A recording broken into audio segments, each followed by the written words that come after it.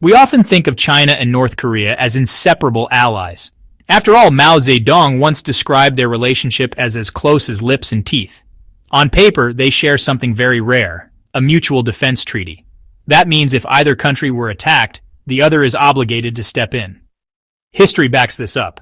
During the Korean War, China sent massive numbers of troops to fight for North Korea, with an enormous human cost. Nearly 500,000 Chinese soldiers were killed or wounded, including Mao's own son, who was seen as a possible successor.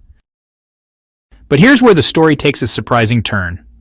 While the public image suggests brotherhood and loyalty, beneath the surface lies a relationship filled with mistrust, betrayal, and conflicting ambitions. Over the decades, Beijing and Pyongyang have clashed over nuclear weapons, regional influence, and even family executions. This contradiction, the image of unbreakable unity versus the reality of deep friction, is the key to understanding their relationship today. And to see how fragile this so-called alliance really is, we need to look closely at one moment in recent history, when everything boiled over. The year 2017. China and North Korea may look like partners, but they don't actually want the same things. China's biggest priority is stability. For Beijing, the worst outcome would be chaos on its border, millions of desperate refugees flooding into northeastern China, or a war that drags in the United States and South Korea. Stability means keeping the Korean peninsula quiet, even if that means tolerating North Korea's dictatorship. North Korea, on the other hand, thrives on instability. Pyongyang believes the only way to weaken South Korea and strengthen its own hand is through constant threats, missile launches, and nuclear weapons. Kim Jong-un's long-term dream is to eventually dominate the peninsula, but he knows this is impossible without powerful weapons that can scare off the United States. That's why North Korea poured so much effort into building intercontinental ballistic missiles, ICBMs that could, in theory, hit American cities. This difference creates constant friction. Beijing supported limited UN sanctions on Pyongyang's nuclear tests, not because it wanted to please Washington, but because it feared North Korea would trigger a regional war. At the same time, Pyongyang has never liked being treated as China's junior partner. One shocking example came in 2013, when Kim Jong-un executed his own uncle, Song-thaek, the man who served as North Korea's main contact with China. Beijing was furious. Rumors even spread in the region that North Koreans were being told, Japan is our enemy of 100 years, but China is our enemy of 1,000 years. So while Beijing wants calm, Pyongyang prefers confrontation. That tug of war set the stage for a dramatic showdown in 2017, when Kim Jong-un promised to test his first real intercontinental ballistic missile. The tension exploded right at the start of 2017. On New Year's Day, Kim Jong-un declared that North Korea was preparing to test an intercontinental ballistic missile. If successful, it would prove that Pyongyang could strike the United States mainland, something that would change the balance of power overnight. The very next day, then President-elect Donald Trump fired back on Twitter, saying bluntly that this won't happen. That response was exactly the kind of attention Kim was hoping for. A missile test wasn't just about technology. It was about showing the world, especially America, that North Korea couldn't be ignored.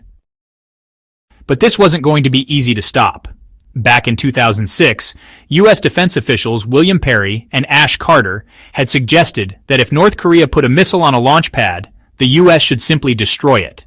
But by 2017, Kim was preparing mobile ICBMs.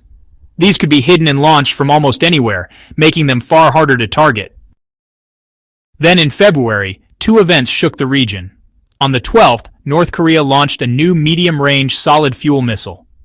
State media quickly bragged that it was a stepping stone toward a true ICBM. Just one day later, Kim's half-brother, Kim Jong-nam, was assassinated in Malaysia. He had been living under Chinese protection in Beijing and Macau, but when he traveled without security, North Korean agents struck. For China, this was, well, deeply unsettling.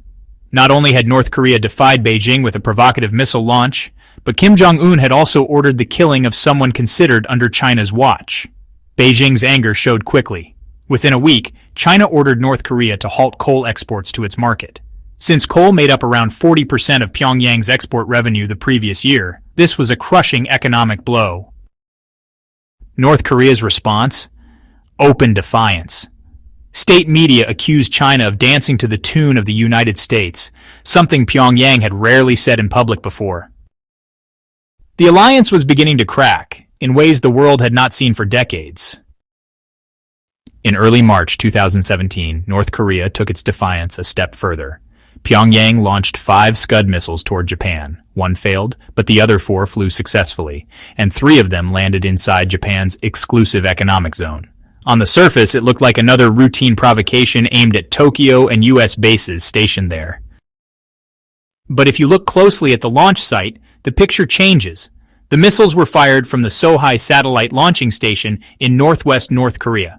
From that spot, the same range circle that reached Japan also covered much of China, including Beijing, Shanghai, and nearly half of the country's largest cities.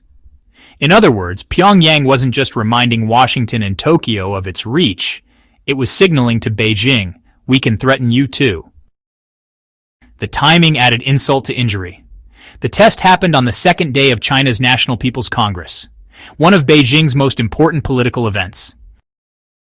China took notice. Even before this, it had quietly deployed 2 over-the-horizon radars and HQ-19 missile defense systems on the Shandong Peninsula, clearly anticipating the possibility of missile threats from North Korea.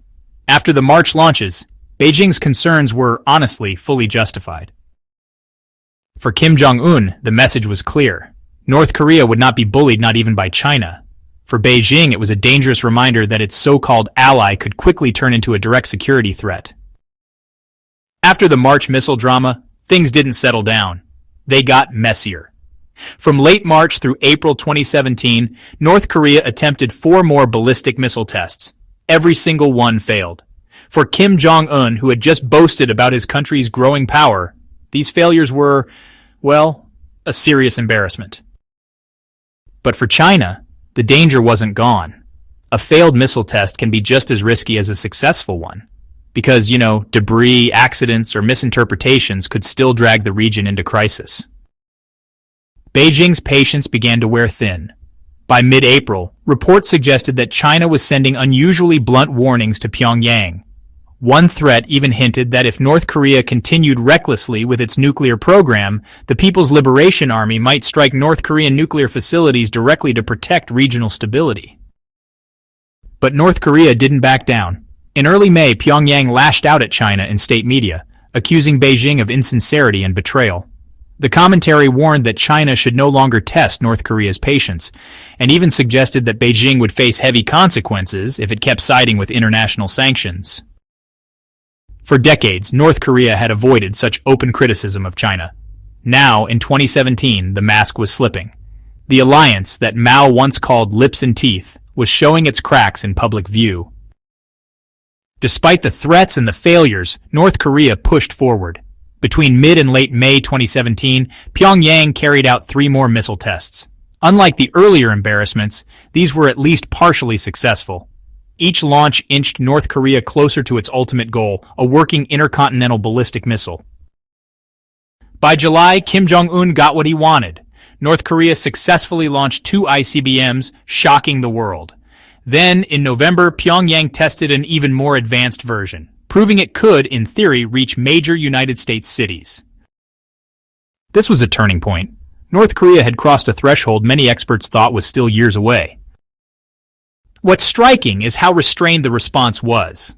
Neither the United States nor South Korea launched a serious military countermeasure. Instead, they relied on more sanctions and diplomatic pressure. In Pyongyang, this looked like victory. Kim could now boast that he had stood up to Washington, Seoul, and even Beijing, and gotten away with it. For China, this was, deeply frustrating. Beijing wanted calm and control, but its smaller neighbor was openly raising the stakes. Instead of a client state quietly dependent on China's goodwill, North Korea was acting like a loose cannon, one that could drag the entire region into conflict. The balance of power was shifting. China had economic leverage, but North Korea was proving it had the military daring and the weapons to push back. Fast forward to the present, and the pattern hasn't changed much. North Korea still uses missile launches to grab attention at key political moments. One example came during a visit by United States Secretary of State Antony Blinken to Seoul. Right as he was meeting with South Korean officials, Pyongyang launched another ballistic missile into the Sea of Japan. Analysts in Seoul suggested it might have been an early test of a hypersonic weapon with a solid fuel engine, a technology that would make North Korea's arsenal even harder to detect and intercept. Japan's defense ministry later reported that the missile landed outside its exclusive economic zone, causing no damage to ships or aircraft. But the point wasn't destruction, it was symbolism. Kim was reminding both Washington and Beijing that he can disrupt the agenda whenever he chooses. For China, this creates an uncomfortable dilemma.